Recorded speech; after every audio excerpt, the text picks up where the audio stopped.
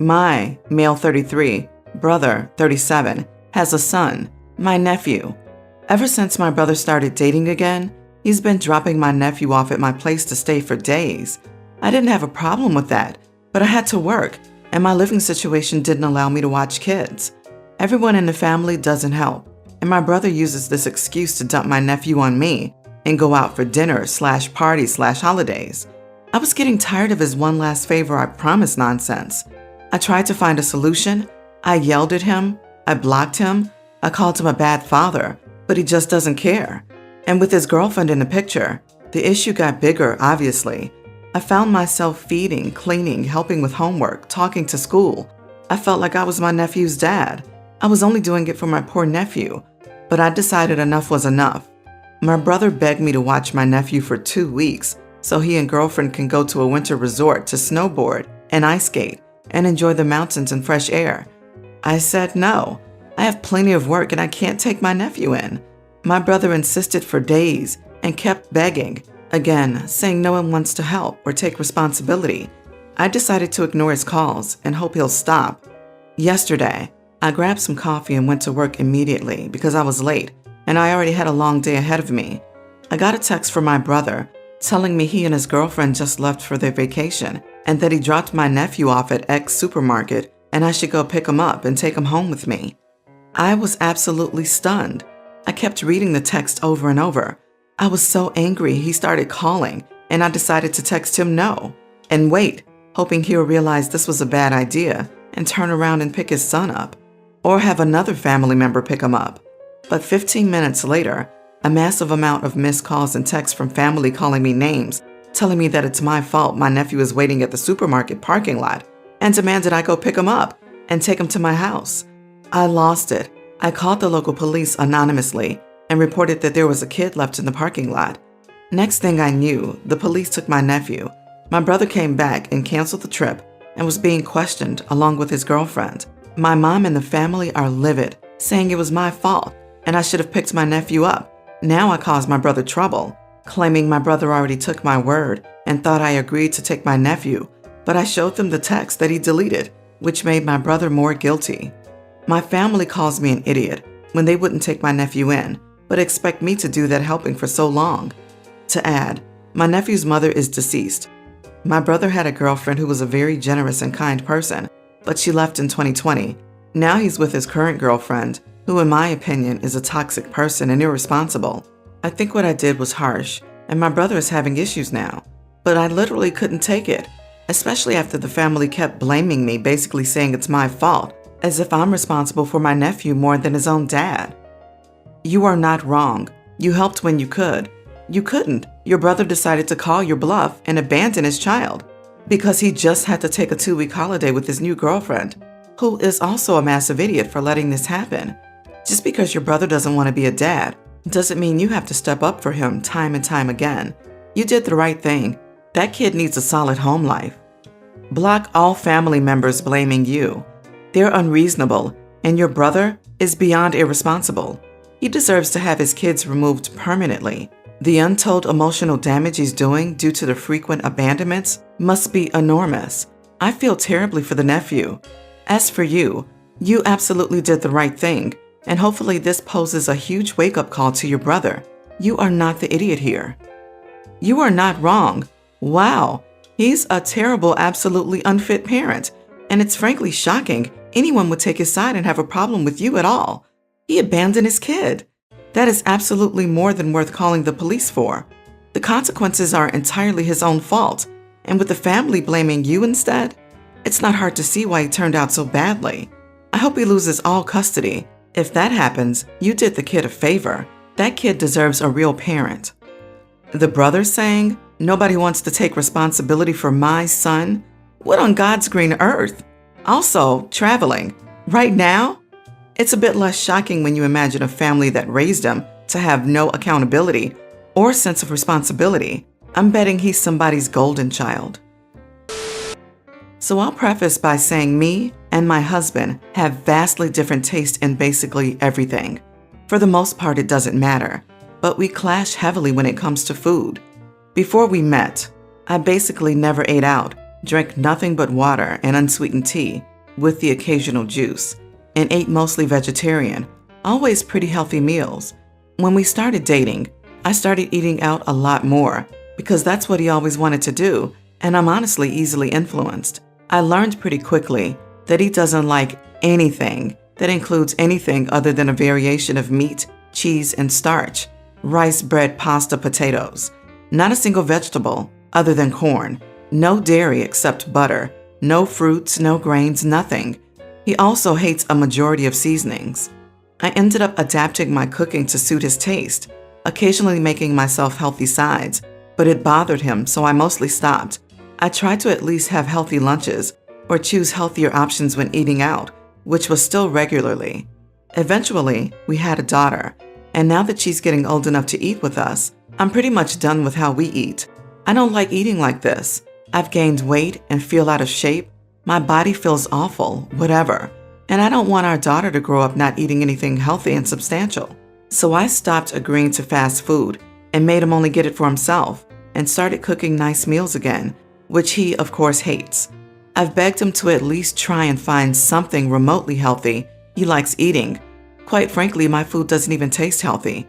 Our friends and family rave about how delicious it is, even when it has stuff they normally don't like in it. It really shouldn't be that hard, but he refuses. So I told him he can make his own meals if he doesn't like ours, that I'm tired of eating unhealthy all the time. He accepted it at first, but he's gradually been getting more upset about it. He says it's not fair that we have these nice meals and he's stuck eating crap. I told him he's free to join, and what he's making himself is literally the same things I'd make him anyways, minus some fancier things, and that I'd be willing to make some of the fancier ones, just not so often.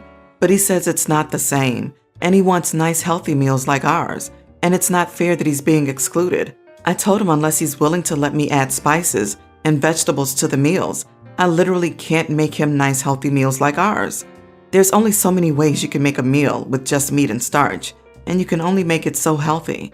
Now he's been pouting because he says it's not fair he's the only one who doesn't get good food, and that I could at least try and include him, and I'm being an idiot by not trying. I think he's being ridiculous to expect the same type of food we eat without me putting in literally any of the ingredients. Am I the idiot? Not the idiot. His real complaint is that he's being excluded, which I suspect is actually a combination of resentment at having to cook for himself and resentment that you are implicitly teaching your kid that the way he eats is bad. Like, look at what you wrote. He was only okay with things when he completely adopted his way of cooking. Even you making yourself healthy sides bothered him to the point where you stopped doing it. You've given him option after option after option in terms of compromises, but the only thing he actually wants is total capitulation to his preferences. I saw that too and was confused, like you aren't even allowed a side of steamed broccoli because it offends him? That sounds controlling.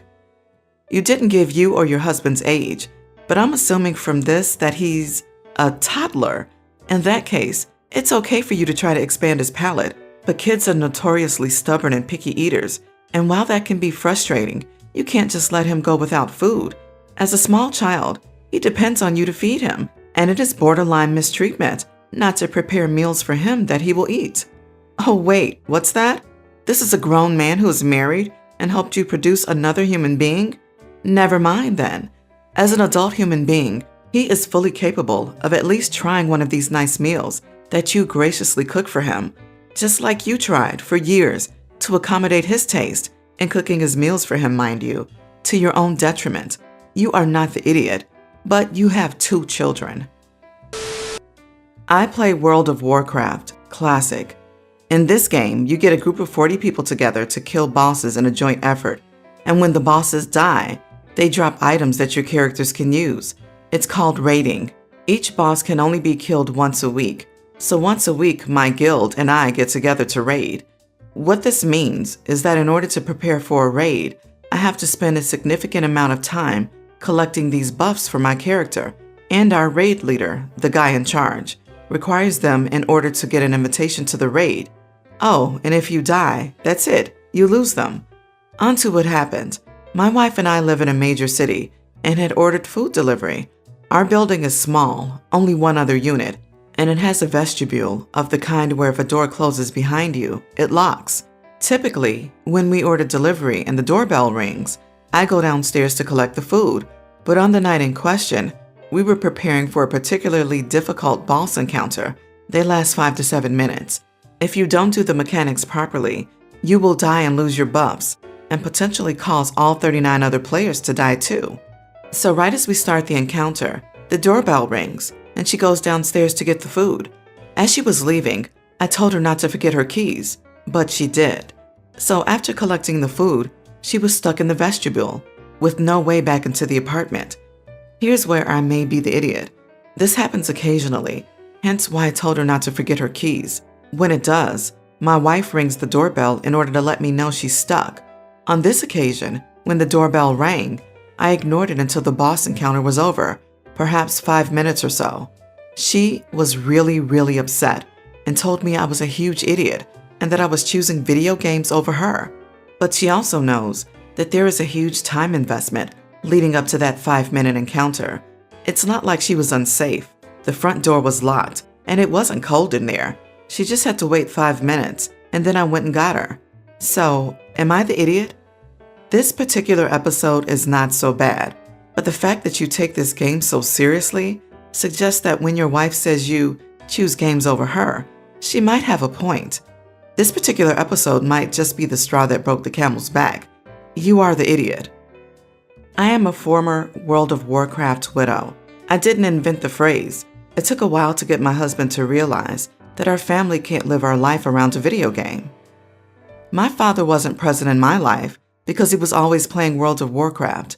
This still hurts me to this day, and every memory I have of him is in that stupid computer playing this godforsaken game. And if you're half as dedicated World of Warcraft player as he was, then your wife probably feels neglected, and this one incident was what pinched her last nerve. You are such an idiot. I'm going to go against the grain here and say you are all idiots. You suck because while I understand how much work and time and effort went into this game, it is just a game. It's hard to validate to your wife or anyone else why you chose a game over them. It doesn't project good priorities and can certainly breed some discontent. Gaming is a fun hobby, but at the same time, people should be more important. Your wife sucks for forgetting her keys after you specifically reminded her and then throwing a huge fit about having to wait 5 minutes. There are consequences to her actions. What if you were in the shower? Does she expect you to waddle out of the bathroom and come to her rescue? You are the idiot for treating a stupid game better than your wife and like it's more important. Christ, what did I just read? Imagine if this woman decides to have children with this guy. Honey, the baby is crawling. Come check. Wait, okay? Just 1 minute. This pixel armor is more important. My wife and I have been together for 9 years. I have 2 biological children and 1 stepchild.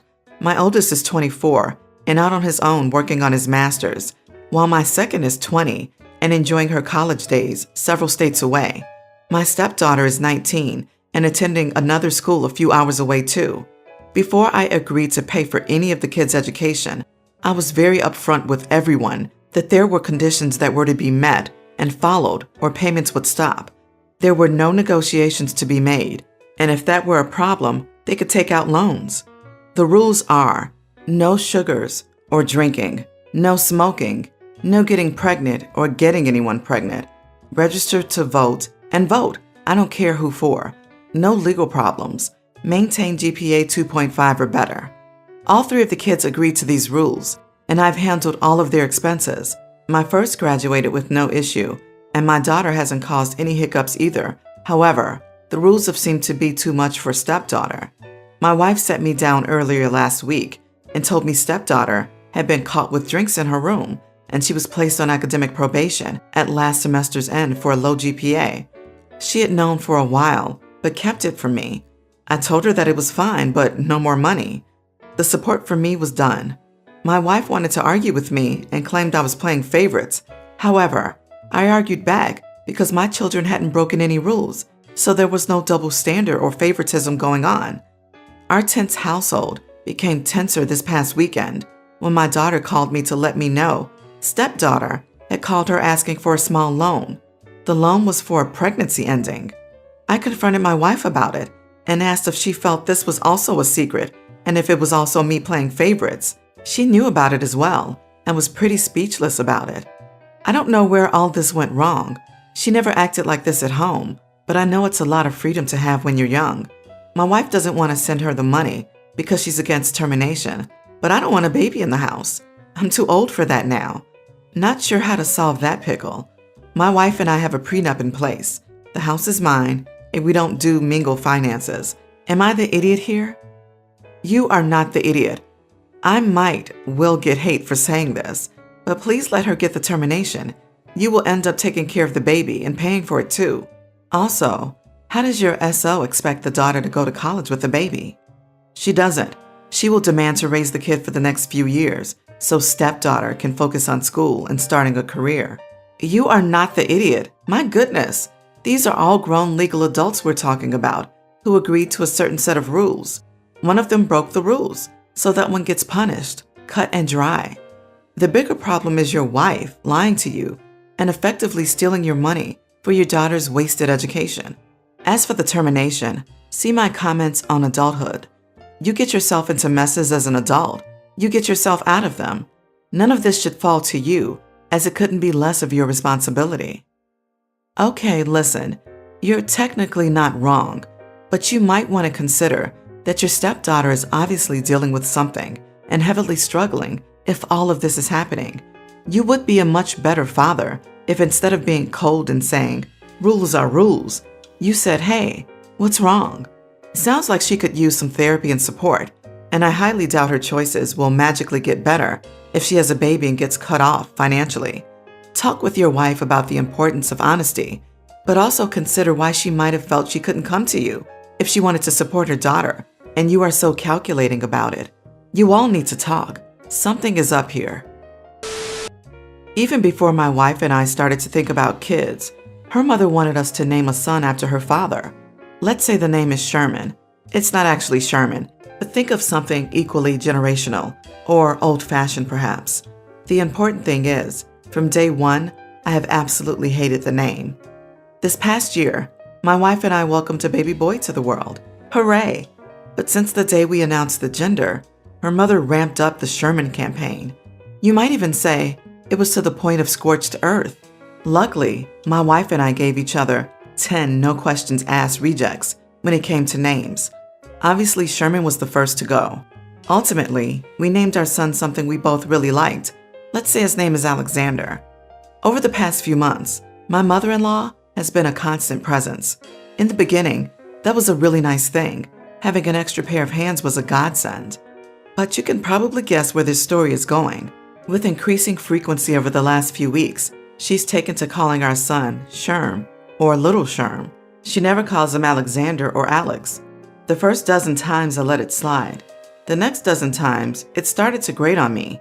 The next dozen times, I started to remind her to call him by the right name in a joking way. The next dozen times, I started to remind her in a matter-of-fact way. Today, I blew up at her. I told her how disrespectful it was to me and Alex that she continued to call him by the wrong name, that I didn't want him to be confused about his actual name, that she should call him by his real name or not come by anymore. She didn't really say much in response. I think she said something about how she's just been trying to help. She got her things, said bye to my wife, and left. My wife thinks I'm overreacting. She says it's just a nickname, no different from buddy or pal. Now she's especially upset because there's more stuff for the two of us to do. She hasn't said outright that I should apologize or anything, but I feel like she wants me to. Ultimately, I feel bad that I put my wife in this situation, given she's still recovering, and maybe it really wasn't that big a deal. But I also don't feel bad making myself clear to someone who clearly is disregarding my wishes in my own house with my child. So I guess, am I the idiot to my wife for not just sucking it up, given all the help her mother has provided and might continue to provide? You are not the idiot. Your son has the right to be referred to by his name. Pick a random name and start calling your mother-in-law that. Let's see how she likes it. Like, hi Dave, how are you? You are not wrong. The fact that mother-in-law walked out when you stood up to her disrespectful and controlling behavior speaks volumes about why she agreed to help in the first place.